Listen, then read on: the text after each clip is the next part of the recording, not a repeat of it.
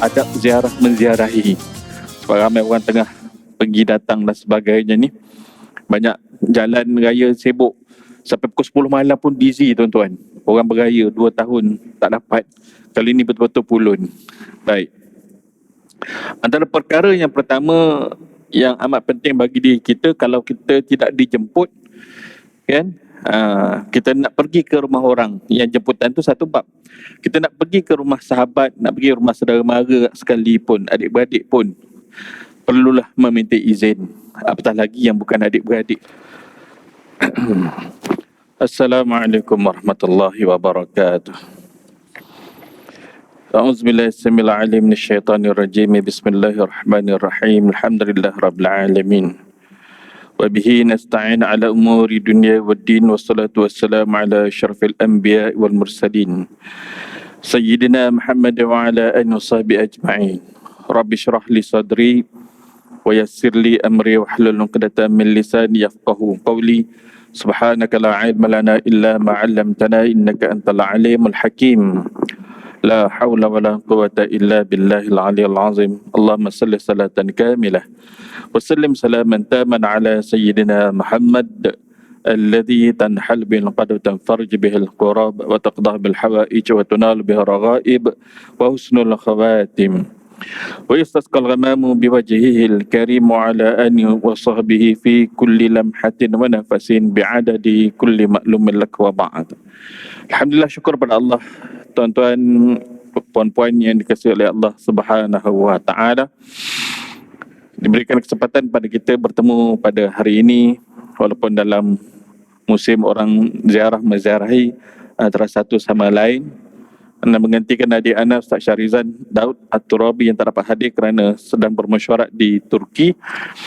InsyaAllah pada bicara hari ini, tuan-tuan, kita akan melihat topik adab ziarah menziarahi.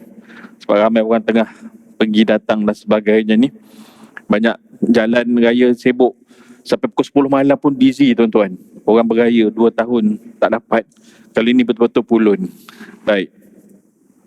Antara perkara yang pertama yang amat penting bagi diri kita, kalau kita tidak dijemput, kan, kita nak pergi ke rumah orang, yang jemputan tu satu bab.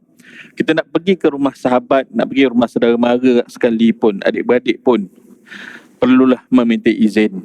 Apatah lagi yang bukan adik-beradik, meminta izin. Pastikan kita memberitahu dan meminta izin terlebih dahulu dengan tuan rumah sebelum berkunjung. Kerana apa? Takut dia tak bersedia, rumah berterabur, berselerak dan sebagainya. Kalau hari pertama, hari kedua tu tuan-tuan, kalau kita datang pukul 10 pagi, contohnya lah, mungkin dia tak ready dengan berterabur di halaman rumahnya, berterabur di sofa dan sebagainya. Al-maklum saudara mara yang datang, umpama contoh, kan, 2-3 kereta, kan, apatah lagi waktu awal pagi memang sangat tak sesuai. Maka meminta izin, telefon, WhatsApp dan sebagainya. Kalau dia double tick saja tapi dia tak reply, maknanya tak bersedia lah. Maka carilah rumah yang lain yang kita nak berkunjung. Penting, kan, meminta izin daripada rumah yang tuan rumah yang kita nak ziarah ni. Itu ya.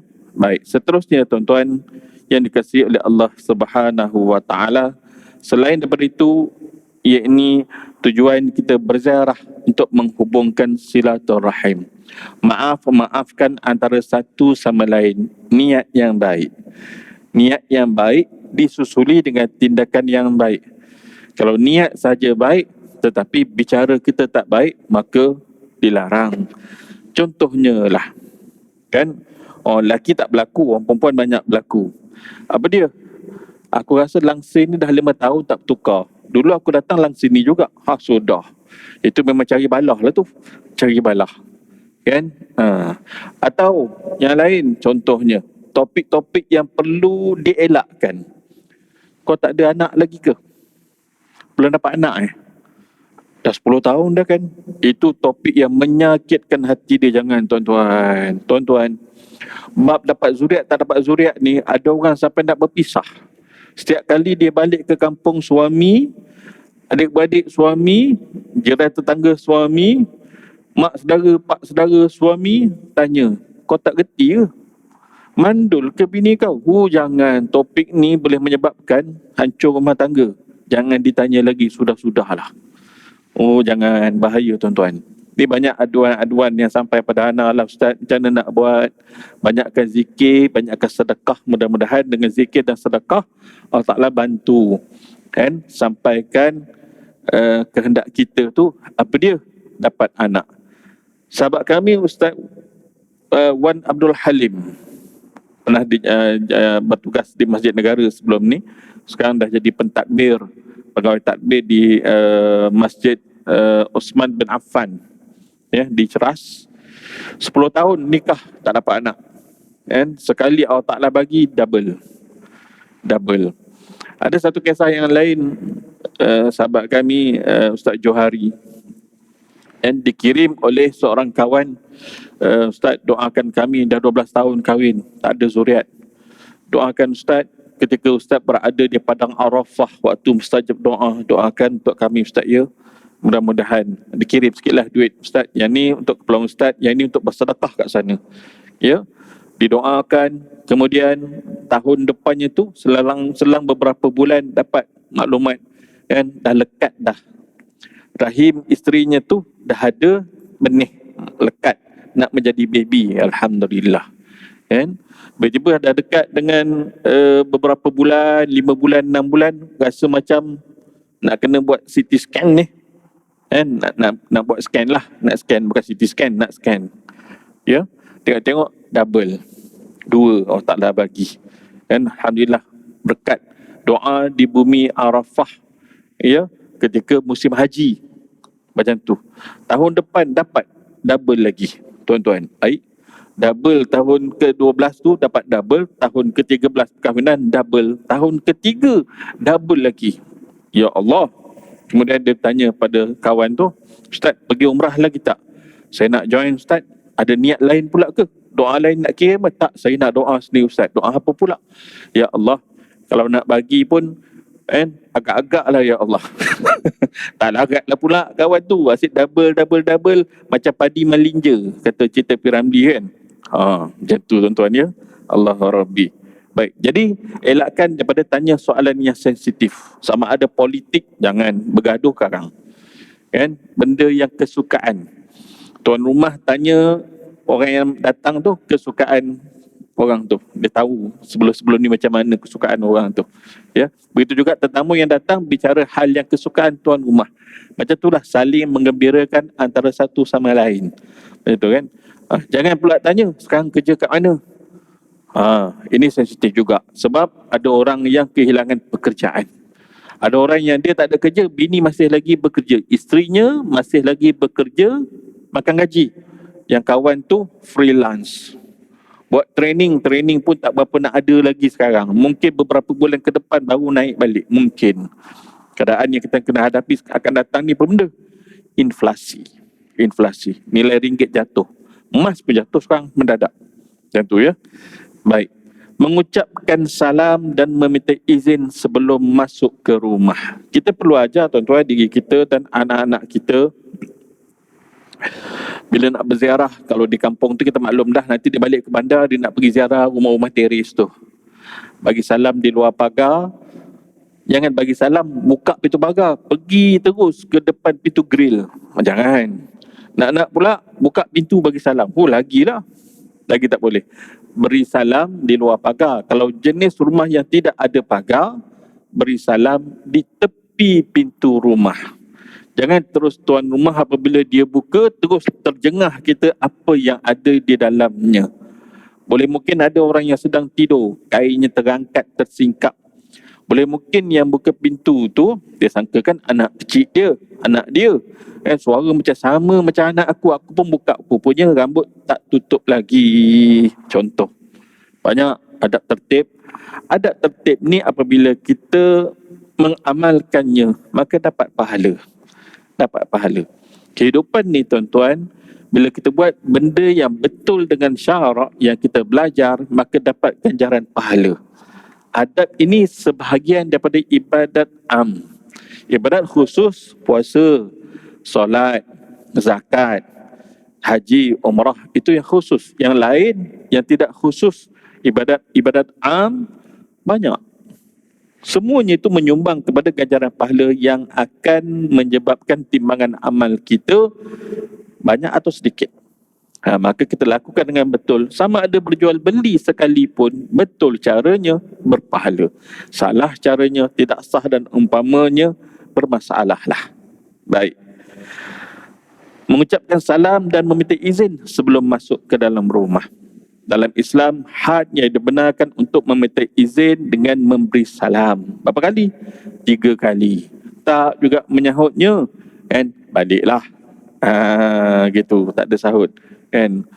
Tiba-tiba dah tak ada sahut, pergi ke tingkap pula, selak tingkap tu. Assalamualaikum, ada ke hidup ni? Orang tu kat dapur. Itu dilarang. Kan? Berlaku pada orang kita, tuan-tuan. Baik. Dan janganlah menerpa masuk ke dalam rumah, kan? Tiba-tiba macam tu je. Ini banyak berlaku di kampung. Macam mana, tuan-tuan? Dia masuk ikut dapur. Dia masuk ke dapur. Tahu-tahu ada dah sebelah kita bagi salam. Kawan tu tengah duk tumbuk sambal belacan. Contohnya lah, kan. Oh, aku datang ni langkah kiri lah ya. Oh, kawan tu tak dijemput, tiba-tiba je sampai. Dan jiran-jiran sama kampung tu, dia buat macam rumah dia je. Jangan. Walaupun tuan rumah kata anggap macam rumah sendiri, itu budi bahasa, bukan realitinya suruh ni rumah kau lah. Bukan macam tu ya. Ada juga perangai macam tu. Dia masuk ikut dapur, tahu-tahu muncul aja. Salah. Perlu belajar bab adab ni. Baik. Seterusnya, ketika memberi salam, tetamu hendaklah mengelakkan diri daripada menghadap ke pintu masuk tadi anda sebut, di tepi pintu. Seandainya pintu rumah terbuka, jangan berdiri betul-betul menghadap pintu. Sebaliknya, berilah salam di sebalik pintu untuk menjaga pandangan daripada benda yang tak patut kita tengok, tak patut kita lihat. Kan? Kadang-kadang berterabur lagi, tak sempat kemas dan sebagainya. Kan? Apatah lagi kalau yang masuk ikut dapur tu dengan periuk belanganya, kan, dengan buluh lemang tak buang lagi sehari dua, umpama contohnya lah. Jadi boleh menimbulkan apa? Kita akan kata prasangka kita, rumah ni pengotornya, wahai kita datang dengan cara yang tak betul, dia tidak bersedia, gitu ya. Baik. Tidak menghadap atau mengintip di depan pintu, dah sebut dah tadi. Lagi seterusnya, tuan-tuan, tidak terlalu kerap berkunjung ke rumah yang sama hingga berlebih-lebihan. Tidak terlalu kerap, bukan cerita bab raya saja, di luar perayaan pun sama. Kan? Tiap-tiap minggu datang, apakah halnya tu? Walaupun namanya adik ipar ke abang ipar ke, datang tiap-tiap minggu, serabut. Kan? Dia adik kita, dia bukan adik kepada isteri kita. Kerap kali datang dalam keadaan isteri kita nak buat kerja, payah. Payah. Kejap nak bertudung, kejap nak bertudung. Jadi benda tu kadang-kadang dia menimbulkan kegusaran. Sampai lagi dia ni kata isteri kita, yang kita relax buat senyum macam kan, isteri kita tu yang payahnya tu. Jadi orang yang datang tu dia kena tahu adab-adabnya. Bukan main nak datang-datang begitu, kerap sangat berkunjung, melainkan memang disuruh datanglah setiap minggu, kami suka. Ada tak macam tu? Mungkin ada macam tu, tuan-tuan ya. Baik. Pilih waktu yang sesuai, kan, nak pergi tu. Tetamu harus mengelakkan bertandang ke rumah orang pada waktu-waktu umum. Umpama contoh, orang tu sedang berehat tidur. Antaranya, tuan-tuan, kan, pukul 12 tengah hari ada waktu Tailulah, ataupun antara pukul 1 hingga pukul 2:30 macam tu. Selepas zuhur, tuan rumah mungkin akan tidur melelapkan mata sekejap. Mungkin kalau kita nak bertandang pun telefon selepas pukul 2:30, begitu kan. Jangan datang pukul 10, 11 malam. Ada juga, tuan-tuan ya. Benda dia berlaku di bandar pun berlaku, di kampung pun berlaku. Tahu-tahu Assalamualaikum pukul 11 malam dah, orang dah nak membuta dah. Nak masak apa pula ni, tak ada barang dah. Kan, muncul pukul 11. Borak sampai pukul 1 pagi, 2 pagi. Kan, anak-anak ni dah jegil lah biji mata dah. Kadang-kadang tuan rumah tu dah bagi syarat dah. Dah bagi syarat yang tertentu. Ada tengok jam, terkejap-kejap tengok jam, kejap-kejap tengok jam. Udah-udah lah. Kan? Bagi salam, balik je lah. Itu yang sebelah malam. Ada yang datang waktu pagi. Waktu pagi, katakanlah pukul 10. 2 jam, 3 jam tak balik-balik lagi. Sampai ke waktu asar. Lama benar dah ni. Kan? Lepas tu tuan rumah pun bertanya, ada nak pergi ziarah mana-mana ke lagi hari ni? Itu hint lah tu. Udah-udah lah bila nak baliknya. Gitu. Kan? Ada nak pergi ziarah mana lagi ke? Tanya macam tu kan. Tak ada, memang kat sini je. Malang lah kata tuan rumah tu dalam hati dia. Dia tak cakap. Kan? Balik-balik lah. Aku dah nak tidur dah. Tak ada cakap macam tu nya. Kan? Sebab dia beradab. Kan? Baik. Menghormati privasi tuan rumah. Tetamu hendaklah menjaga pandangan daripada mata yang liar, melihat, memerhatikan ahli keluarga tuan rumah. Baik. Jaga mata. Jangan meliar tengok segala perhiasan yang ada. Kan? Jangan berbicara kata, langsing kau dengan baju kau sama colour je. Lelaki tak kisah, lantak kau lah. Orang perempuan pun sakit hati tu. Sakit hati tu. Boleh dia perang sabil tu nanti. Baik. Dan perlulah kita kawal anak-anak tuan-tuan ya. Tuan-tuan, ada satu staf saya lah. Dia buat rumah banglo di Semenyih. Dan adalah saudara mara dia yang datang, dan ada juga kawan-kawan yang dijemput datang ke rumah yang bawa anak. Boleh kita nak bawa anak, tak salah. Memang tuan rumah pun jemput begitu. Dan datanglah bawa keluarga katanya. Dia tak kata datanglah seorang sahaja je. Tak macam tu. Kan? Baik. Bila dia ketahui bahawa anak kita tu hyperaktif, kawal dia. Kawal. Nak pula kalau rumah di tepi jalan. Yang hyperaktif ni tuan-tuan, yang dah berlaku pun baru-baru ni. Dia keluar daripada rumah orang, dia melintas jalan laju je. Langgar gempuh dengan motosikal. Meninggal budak tu. Cedera yang bawa motor. Itu keadaan dia kan. Bayangkan kalau dua-dua yang mati, punca kesalahan siapa? Mak ayah tak jaga anak. Satu. Yang kedua, kadang-kadang anak yang hyperaktif ni, umpama contoh yang cerita di Semenyih tadi tu, kan, anak ni sungguh-sungguh hyperaktif tuan-tuan. Dia boleh keluar daripada rumah tak berselipar, tak berkasut, dia masuk balik, dia loncat sana loncat sini, dia keluar balik, dia tengok rumah ni ada kolam ikan. Kolam ikan kat rumah tu ada water pump semua berjalan, air panjang lebih kurang dalam 10-15 meter kolam ikan rumah tu lah. Kan, si kecil ni masuk dalam kolam, dia tangkapnya ikan buat keluar.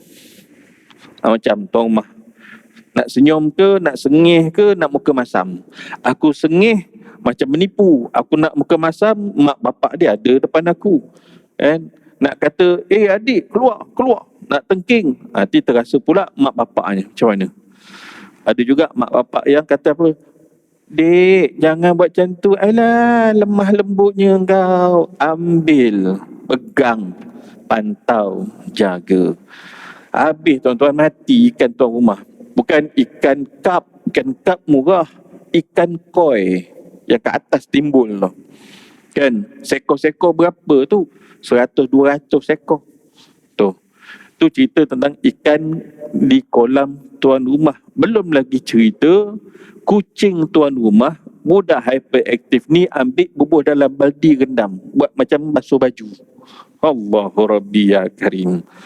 Bukan kucing kampung tuan-tuan, Persian. Berapa harganya tu? 2,000 seekor. Kalau masa tengah kecil lagi kucing tu 500 dah. Kan? Domestic long hair. Kan? Beli domestic long hair 500 juga. Bila dah besar macam ni, bagi makan bagus, bulu kembang dan sebagainya, 2,000 harganya.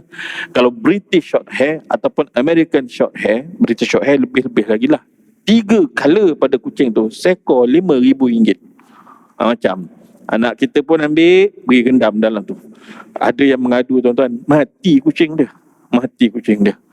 Dalam hati dia kata apa tuan rumah ni, aku tobat lahum, lepas ni aku tak bagi dah. Kalau dia ni datang, aku kata aku tak ada, aku kat kampung. Sorok kereta pergi parking kat kedai. kan. Motor semua suruh slipper semua kemas macam tak ada slipper depan pintu. Nak beritahu kata supaya kawan ni tak check betul ke dia ni kata tak ada kat rumah, ada kat kampung, tiba-tiba lalu depan. Aku pula kena. Sebab apa? Dia nak mengelak daripada si fulan ni dia tak jaga anak dia, merosakkan harta tuan rumah. Ada yang ambil batu di luar, masuk ke dalam rumah. Dalam rumah ada aquarium. Batu tu diketuk-ketuknya dekat aquarium tu. Tak, tak, tak, tak. Kelisa kat dalam tu, tuan-tuan. Kelisa. Allahu Rabbi ya Karim. Kelisa tu pula, ada orang dah aim dah. Aku nak beli ya, 10,000 aku sanggup sebab aku memang minat kelisa ni. Kawan tu datang, bawa anak tu pula ketuk-ketuk. Aku dah nak bagi kelisa ni. Meninggal kelisa tu, meninggal anak kawan dia. Bayangkanlah tuan-tuan. Haru. Ya, sebab tu kena pantau anak-anak. Itu adab bertamu di rumah orang. Adab bertamu di masjid surau pun ada. Lebih-lebih lagi lah. Ya, bila anak yang hyperaktif dan sebagainya yang belum lagi memayyiz. Memayyiz ni yang tahu beza baik buruk. Tahu meletakkan dirinya, ini tempat belajar, aku belajar. Ini tempat main, aku main. Ini tempat najis, elok aku bersihkan. Elok aku elakkan. Tapi kalau yang jenis belum memayyiz, dia rempuh je semua. Maka berlakulah saat orang solat, dia berlari 100 meter. Vroom. Vroom. Orang rokok pun dia langgar kepala orang. Tak gitu? Kan? Asal kita ada je dia bawa anak. Asal dia bawa anak je aku ada. Kan? Berlari anak dia tu, kita aku rasa nak bentis je budak ni. Tak gitu? Ya. Pengalaman tu tuan-tuan kan. Semua adalah pengalaman tu, termasuk anak sekali. Di quarters tu pun samalah. Kan? Bahkan kadang-kadang terganggu imam. Imam bagi salam, Assalamualaikum warahmatullahi. Pejam mata imam tu. Masa bagi salam yang kedua, Assalamualaikum warahmatullahi, imam buka mata. Buka-buka mata, kawan tu anak dia tercegat sebelah imam. Tak terperanjat, beruk imam tu. Assalamualaikum warahmatullahi. Macam tu, terkejut imam. Gelak orang kat belakang dia boleh gelak tuan-tuan. Boleh tergelak. Gelak orang kat belakang, batal solat orang yang kat belakang tu. Salah siapa? Si ayah yang bawa anak yang belum sesuai. Dia boleh jatuh haram. Ustaz, kami nak didik anak tu lah kami bawa ke masjid surau. Iya, didik di rumah dulu sebenarnya. Dah sesuai dah, bawa. Kalau nampak dia tu macam baru-baru nak memayyiz, solat dia kat mana? Sebelah kita. Kalau dia dah okey dah boleh takbir diri dia, solatnya di mana? Di belakang saf dewasa. Macam tu. Dan orang lain tak boleh tarik dia. Saf kanak-kanak kat belakangnya ditariknya budak tu pergi ke belakang. Banyak juga kes yang dah ditarik ke belakang ni tahu-tahu hilang. Hilang terus. Siapa yang culik? Banyak kan? Banyak berlaku. Kadang-kadang keliling kita tuan-tuan ada orang yang gila dan sebagainya. Maka berhati-hatilah. Baik ya. Kembali pada adab tadi, maka sangat penting dunia kita, kehidupan kita dipenuhi dengan adab. Saya teringat ketika saya menjadi imam di Surau Al-Ihsan, Bandar Tasik Kusuma, fasa 8. Sahabat saya Ustaz Yusri, selepas kuliah dia meneruskan dengan solat Isyak. Baca elok baguslah. Alhamdulillahi Rabbil Alamin, Ar-Rahmanir Rahim, Malik Yaumiddin. Tiba-tiba kena sentap mic. Budak hyper. Tiba-tiba tukar lagu. Iyyaka na'budu wa iyyaka nasta'in. Ihdinas siratal mustaqim. Tukar tune terus. Sebab dah terganggu dengan budak ni. Budak kecil ni. Budak kecil ni lah yang kepala dia terlekat dekat dinding sebelah rumah dengan sebelah rumah yang ada tembok, ada lubang 4 segi tu. Pernah masuk dalam surat khabar dulu tuan-tuan, lama dah ceritanya. Dah dewasa lah budak ni. Tapi budak tu lah yang kepala terlekat tu. Pergi masuk dekat tembok dinding antara sebelah rumah dengan sebelah rumah. Tu, hyper tak hyper dia. Bomba datang pecahkan dinding. Budak yang macam ni yang dibawa ke masjid surau. Ayahnya tak datang, atuk yang bawa. Sampai terpaksa saya tulis dekat whiteboard, mohon maaf, jika nak membawa anak-anak kecil, pastikan mereka yang sudah pandai mentadbir diri dan tidak mengganggu urusan solat jemaah. Saya sampai terpaksa buat macam tu. Kau nak terasa hati ke tak terasa hati ke, pedulikanlah. Sebab kita nak jaga orang ramai ni. Kan? Dia asyik bawa cucu dia. Tak salah bawa cucu, tapi diajar adab terlebih dahulu. Khawatir kerana kita datang dengan tidaknya ada adab, maka dosa yang kita dapat. Tuan-tuan ya. Dalam sehari dua ni, saya cerita juga tentang adab parking. Parking ni ada digazetkan tempat AJK, ada digazetkan tempat imam, ada digazetkan tempat nazir, ada digazetkan tempat penceramah. Alhamdulillah, Masjid Al-Falah kita ni bagus orang-orangnya. Kan? Tapi malangnya ada sesetengah tempat khatib tu pun jemaah masuk parking. Kadang khatib terpaksa parking jauh, dah masuk-masuk berpeluh dah. 200 meter, 300 meter dia punya parkingnya tu. Kan? Sebab parkingnya dah diambil orang. Benda tu jelas clear tempat khatib atau tempat penceramah. Kan? Lalu dia masuk selamba sahaja. Dan ada juga pernah pengalaman saya di Ampang, kan? Pergi setiap kali kita pergi memang tempat tu memang dah diparking oleh jiran. Tempat penceramah tu. Jadi penceramah pandai-pandai lah cari parking sendiri. Kan? Ini orang yang tidak ada adab. Ini orang yang sifatnya ego. Apa pandangan mereka yang parking macam ni? Kan? Luar daripada rumah, luar daripada masjid, kan, semuanya hak orang awam, bukannya hak sesiapa, dia kata. Pandai dia cakap macam tu. Baik, cuba kalau kita parking depan rumah dia hak dia ke, yang dalam pagar tu hak dia? Dia kata fikir balik. Memanglah yang dalam pagar rumah hak aku, luar pagar bukan hak aku, itu hak majlis. Cuba orang lain parking depan rumah dia, dia tak boleh keluar. Macam baru dia terfikir, baru dia ada akal, kan. Itulah dia, orang yang lemah pemikiran, dia mengambil hak orang lain tanpa hak untuk dirinya. Maka itu adalah salah, sangat bertentangan dengan hukum syarak. Dosa besar, tuan-tuan, kalau menyakiti hati manusia. Baik, seterusnya, ada adab bertamu duduk hanya di tempat yang telah diizinkan. Kalau bertamu itu diberikan bilik, maka bilik itu dan bilik air itulah untuk dia. Jangan pula kita pergi ke dapur dan sebagainya. Melainkan tuan rumah kata, bilik air di dapur je, tuan, ya, cik, ya, nak dan sebagainya, di dapur, di belakang. Silakan, kalau ada urusan, silakan. Kalau nak pergi begitu. Dan ada setengah orang dia ada bilik untuk tetamu, ada setengah orang tak ada dan sebagainya. Maka kita kena fahamlah kedudukan tu bagaimana. Baik, seterusnya tuan-tuan, duduk hanya apabila diizinkan dan apabila tuan rumah telah menunjukkan kepada kita tempat duduk yang dikhaskan.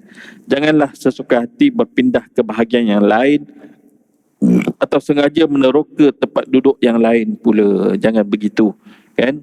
Terperinci. Orang yang kehidupan dia beradab menunjukkan dia berilmu, menunjukkan ciri dia orang tu ada ilmu. Tapi kalau orang tu dia ada ilmu tapi tak beradab, dia memadamkan ilmu.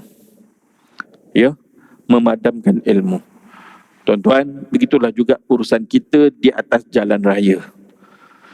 Orang yang pakai kopiah, pakai lebay, nampak orang ni orang yang ada ilmu, orang yang dipenuhi adab. Tapi banyak kali kita jumpa orang yang pakai kopiah, pakai lebay ini juga yang membuang sampah merata-rata melalui tingkap kereta. Maknanya dia tidak ada adab. Dia juga yang memintas di laluan tol tu, dia potong queue. Kalau tak sengaja potong, lain cerita. Dengan sengaja memang pengangai, satu bab lagi. Follow rapat, satu bab lagi. Kadang-kadang manusia ini apabila keluar daripada masjid, adabnya terus hilang. Dan dalam masjid dia menjadi malaikat, di luar masjid dia jadi iblis. Sangat dilarang, sangat dibenci oleh Allah Subhanahu wa ta'ala. Baik, jangan mengintai atau memasang telinga mencuri dengar perbualan tuan rumah. Setengah orang kata bertelinga lintah, gemar mencuri dengar perbualan tuan rumah dengan pasangannya. kan, ataupun perbincangan sesama ahli keluarga mereka, jangan. Kita buat tak tahu. Walaupun perkara yang dibincangkan tidak mempunyai sebarang rahsia, namun kita dilarang mencuri-curi dengar. Itu ya. Jaga tata tertib anak-anak, tadi dah disebut antaranya, jangan leka hingga membiarkan anak bermain-main dengan perabot, dengan perkakas dan sebagainya. Antara satu pengalaman lah tuan-tuan yang menyebabkan solat kita terganggu. Yang ini cerita luar daripada topik kita sikit. Yang ini ketika mana di masjid di surau. Kadang-kala di hadapan saf kita, kita berada di saf yang pertama. Itu pengalaman anak sendiri.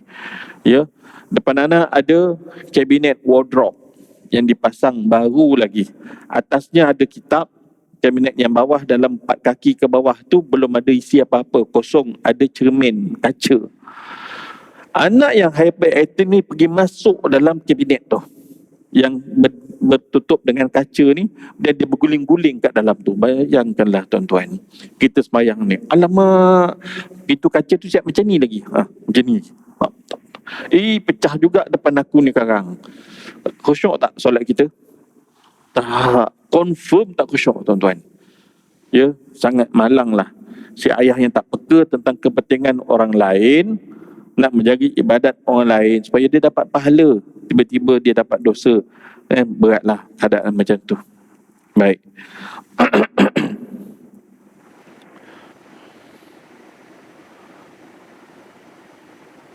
Seterusnya, bawa buah tangan. Ini adab. Sebenarnya tuan-tuan, dalam Islam bukan sahaja pada adat kita.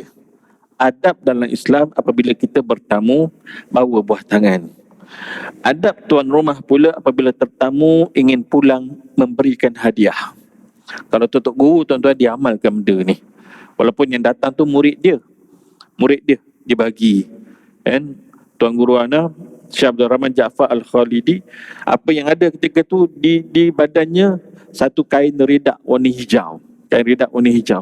And batu tasbih adalah kiri dan kanan poketnya tu, satu tasbih dia bagi sebagai hadiah, ingatan daripada dia. Sebelum anak balik ke Kuala Lumpur, dia di Melaka. Itu alim ulama dia buat macam tu, nak meraih sunnah memberikan hadiah kepada tetamu yang hadir. Kita datang daripada KL, 2-3 hari jumpa dia macam tu, ambil sanad zikir dan sebagainya, kita pulang tu dia bagi hadiah. Jadi kita ingat dan kita sayang pemberian dia tu. Kita yang datang ketika bertamu, beri juga hadiah, mengembirakan antara satu sama lain. Bawa buah tangan, sama ada mungkin juadah yang kita masak daripada rumah ataupun yang kita beli dan sebagainya ke, bawa buah tembikai ke, oren ke. Nak bawa durian, tetamu memang tahu, kita memang tahu bahawa tuan rumah ni memang suka durian, okeylah kita bawa durian. Tapi kalau kita tahu tuan rumah ni penyakitnya kencing manis, jangan dibawa durian, tu memang nak bunuh dia awal-awal lagi. Macam tu kan. Tuan rumah kencing manis pergi bawa durian, memang malang lah jawabnya kan. Meninggal pula kawan tu, naik dia punya kencing manis dia, collapse nanti. Jangan. Maka tengok apa yang sesuai dengan tuan rumah tu, pisang goreng ke, apa benda ke, ikutlah. Bawa buah-buahan dan sebagainya. Ini dapat pahala tuan-tuan. Tak mesti mahal, murah pun okey. Banyak kedapatan sekarang ni orang jual mangga yang daripada Kemboja, 4 kilo RM20, setengah tempat 5 kilo RM20. Nak pergi 2 rumah, masukkan 2 plastik 2 kilo, maknanya baru RM10 yang 2 kilo tu. 2 kilo tu pun dah menyeronokkan tuan rumah kan, dapat mangga. Rupanya alhamdulillah, aku dah lama dah cari mangga ni rupanya. Kita pun seronok sebab tuan rumah dia beritahu apa, memang dia nak pun dan dia berhajat. Tuan-tuan, adab kita yang menerima hadiah daripada tetamu yang kita beli, yang tetamu bagi dia tadi tu, mangga tu dia jangan simpan, dia makan sendiri. Tak. Adabnya adalah makan bersama tetamu yang tetamu bawa tu. Meraihkan kegembiraan. Dia makan bersungguh depan kita. Dia makan bersungguh depan kita, yang kita bagi dia ni, kita seronok. Ya, tu caranya. Kalau tetamu bagi kita pakaian, kita pakai. Tunjukkan pada satu hari tu, ini baju yang kau bagi hari tu aku suka pakai. Kan? Wah, lagi dia seronok. Dia beli lagi silap. Silap dia beli lagi. Tapi andai kata pakaian itu kita tak sesuai pakai, balut nangka kita saiz double XL, dia belinya saiz jubah tu L. Memang balut nangka sungguh lah. Nak bernafas pun tak lepas. Kan? Maka kita panjangkan jariah jubah tersebut kepada orang yang sesuai dengan saiznya. Supaya si fulan yang bagi pada kita tu tak terputus, pahalanya tak dapat sebab tak boleh guna. Maka kita bagi pada orang lain guna, pahala dia dapat. Tu bijak. Kan? Bijak berinteraksi, bermuamalat dengan adab. Begitu ya, tuan-tuan? Baik. Kalau makanan, kita segera makan di depan orang yang bagi tu. Gitu ya. Dan benda yang penting juga, tuan rumah apabila menyediakan makanan, maka sangat elok dia rasa makanan tersebut. Dia rasa. Benda ni jangan cerita, tapi sebagai tambahan ilmu hari ni, tuan-tuan ya. Kadang-kadang ada orang tanya kita, macam Ustaz, sedap tak mihun sup ni? Alhamdulillah sedap. Tuan-tuan, mihun keras macam dawai. Mihun keras macam dawai. Isterinya rendam dalam air sejuk je. Dia tak rendam dalam air panas. Dia tak celur. Kan? Kemudian kuah yang keluar tu sedap, tapi suam. Suam dengan mihun yang direndam dengan air paip sahaja. Keras ke lembut? Keras. Dan dia kena rasa, tuan rumah sama ada suaminya atau isterinya rasa dulu sebelum bagi pada orang. Ini untuk menjaga apa? Maruah kita. Kita jaga maruah kita sebagai tuan rumah, kita sediakan sesuatu tu, sediakan yang terbaik. Sebab apa? Dapat pahala, tujuan dia. Dapat pahala. Gitulah. Jangan nanti buat contoh tak cukup garam dan sebagainya, setengah-setengah orang pemasin. Okey, caranya adalah letakkan bekas garam yang elok di meja hidangan. Macam tu. Kan? Kadang-kadang ada laksa, umpama contohnya tak dibubuh garam, memang tawar hebat, tuan-tuan. Tawar hebat. Bila kita pun hidangkan, tengok kenapa orang ni makan laksa tak habis. Makan dua kali suap, lepas tu tinggal. Dua kali suap, tinggal. Dua kali suap, tinggal. Rupanya kita pun rasa, Allah tak bawa garam rupanya. Orang yang datang pula segan nak minta garam. Contohnya kan, tak salah pun dia nak minta. Kan, supaya tak berlaku pembaziran. Supaya tak berlaku pembaziran. Gitu ya, tuan-tuan. Antara adab ketika mana kita mengendalikan ataupun menganjurkan majlis makan-makan, jangan dilupa fakir miskin. Kalau ada fakir miskin itu, anak yatim lebih aula lagi, lebih afdal lagi. Kerana majlis itu apabila dihadiri oleh orang yang susah, berkatnya bertimpa-timpa. Berkatnya bertimpa-timpa, tuan-tuan ya. Itu antara pesanan yang ada dalam kitab Sayrus Salikin. Kan, karangan Syekh Ahmad Al-Fatani. Baik. Makan dan minumlah apa sahaja yang dihidangkan. Jangan pula kita pergi cari ke belakang pula. Kan? Bukan ke pokok rambutan tu tengah merah apa semua tu tak kait ke? Aku teringin juga ni. Jangan begitu, jangan diminta. Benda yang kita nampak tu jangan diminta. Kan? Apa yang tuan rumah hidangkan, itulah yang kita makan. Maknanya yang belum tu bukan rezeki kita. Itu kan? Baik. Dan kalau tuan rumah nak bagi, kita jangan tolak.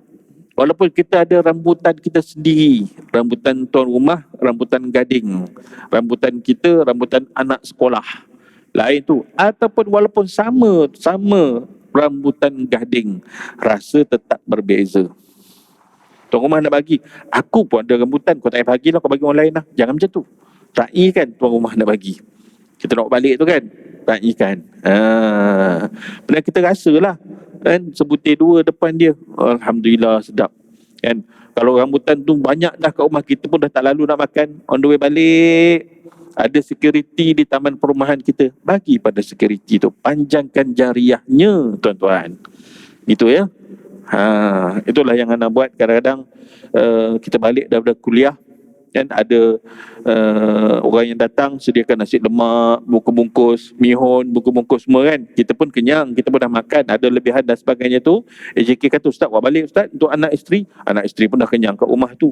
Jadi on the way kita balik kat quarters kita, ada pos kawalan tu. Tak kira lah sama ada orang tu Muslim ke non-Muslim ke, kita sampaikan jariah tu. Tetap berpahala bagi orang yang menyediakannya. Dia dapat pahala, kita yang tolong sampaikan pun dapat pahala. Jadi ruang untuk dapat pahala ni tuan-tuan, banyak keliling kita. Ruang untuk dapat bala pun banyak. Kalau kita buat kejahatan, maka kita pilih fa'alhamaha fujuraha wa taqwaha. Allah Ta'ala mengilhamkan bagi diri makhluknya itu jalan-jalan kejahatan dan jalan-jalan kebaikan. Usaha ikhtiar berada di tangan kita, nak pilih yang baik ke, yang buruk ke, yang sia-sia ke, yang berpahala ke. Maka kalau yang sia-sia, ia tetap berada dalam suratan amal, apatah lagi yang dosa. Begitu juga yang kebaikan, kebajikan, apatah lagi yang dituntut oleh Allah. Maka bersainglah kedua-dua ini di dalam suratan amal. Moga-moga kita menerima suratan amal itu dengan tangan kanan, bukannya dengan tangan kiri. Masa dah habis kan, 8.33 masuk waktu. Jadi itulah sedikit sebanyak perkongsian kita pada hari ini. Banyak lagi dia punya poin-poin dia tu, tapi sekadar itu mudah-mudahan kita dapat mengamalkan dalam kehidupan kita, dipenuhi dengan adab-adab, kerana ianya mengundang pahala Allah. Sekian dahulu aku qouli hadza wa astaghfirullahal azim li wa lakum. Wassalamualaikum warahmatullahi wabarakatuh. Bismillahirrahmanirrahim. Allahumma faqqihna fid din وافتح لنا فتوح العارفين وجعل أعمالنا خالصة لوجهك الكريم. اللهم ارزقنا فهم النبيين وحفظ المرسلين وإلهام ملائكة المقربين برحمتك يا أرحم الراحمين. وصلى الله على سيدنا محمد وعلى آله وصحبه وبارك وسلم. الحمد لله رب العالمين. تقبل الله منا ومنكم.